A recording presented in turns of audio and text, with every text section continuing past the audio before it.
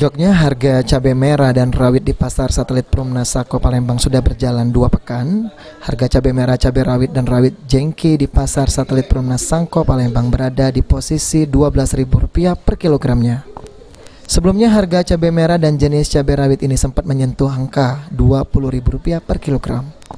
Salah seorang pedagang cabai seri mengatakan hal ini dikarenakan kesediaan stok cabai yang masih melimpah. Dengan adanya stok cabai yang melimpah membuat pedagang dalam satu hari bisa menjual cabai hingga Rp60.000 per kilogram. Seri juga menambahkan harga cabai merah dan jenis cabai rawit yang masih murah menyebabkan lonjakan dari para pembeli untuk memborong cabai. Setiap hari stok cabai yang dijualnya selalu habis. Pasaran 12.000 jual. 12.000. Itu untuk jenis cabai apa? Cabai merah. Cabai merah. Cabai merah, cabai rawit, rawit jengki. Cuman itulah. Kalau dengan harga kayak itu sekarang penjualannya Cak Mari dalam sehari?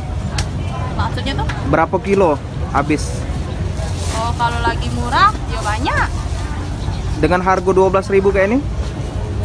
Kalau sehari tuh ya sekitar 60 lah, 60 kilo lah. Untuk minat pembeli dewek Cak Manu sekarang? Ya itulah, kalau lagi murah nih pada intinya banyak pemakaiannya tuh. Kalau murah, kalau mahal udah banyak.